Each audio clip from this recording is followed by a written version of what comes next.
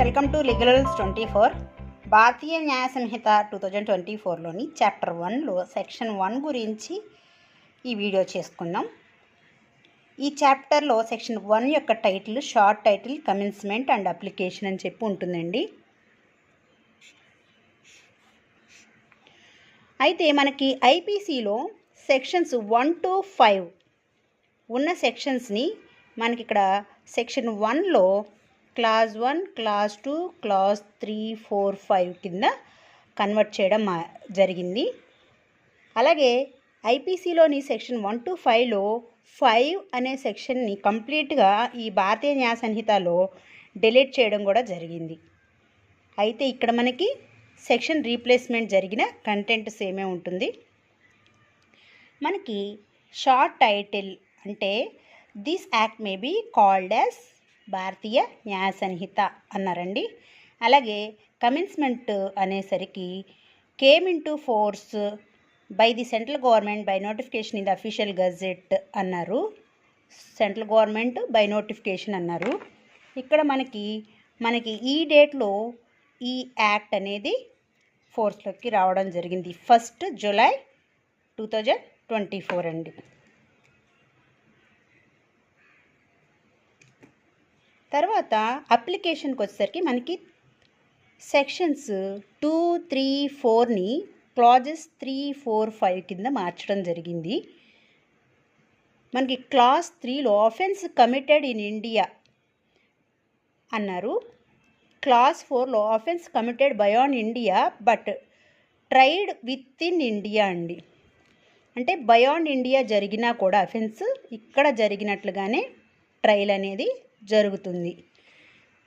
Class 5కి వచ్చి extra territorial offence. ఇది మనకి 3 కేటగిరీస్లో ఉంటుందండి. సిటిజన్ అయి ఉండాలి. ఫస్ట్ కేటగిరీలో సిటిజన్ ఆఫ్ ఇండియా అయి ఉండి అవుట్ ఆఫ్ ఇండియా అఫెన్స్ చేసినా కూడా ఆ అఫెన్స్ ఇండియాలో చేసినట్లుగా భావించి ఇండియాలో అతన్ని పనిష్ చేయడం జరుగుతుంది.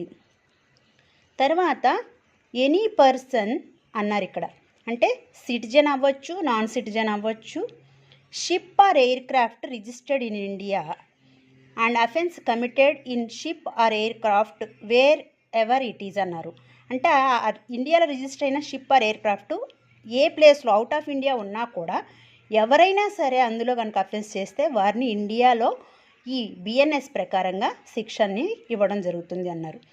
తర్వాత 3rd కేటగిరీ అఫెన్స్ కమిట్ చేసింది అవుట్ ఆఫ్ ఇండియా అయినా కూడా that offence targeting A computer resource located in India అన్నారు.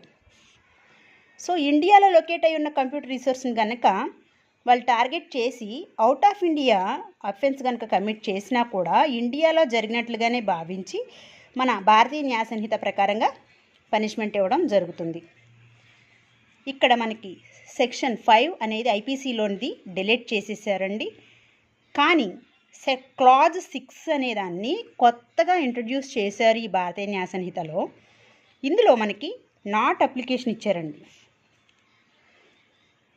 ఏంటంట, ఇప్పుడు పైన ఉన్నటువంటి 1 to 5 క్లాజెస్ అప్లికేషన్ ఆఫ్ భారతీయ న్యాయ సంహిత అయితే క్లాజ్ 6 వచ్చి నాట్ అప్లికేషన్ ఆఫ్ భారతీయ న్యాయ సంహిత. అందులో mutiny and desertion of officers relating to soldiers, sailors, airmen అండి.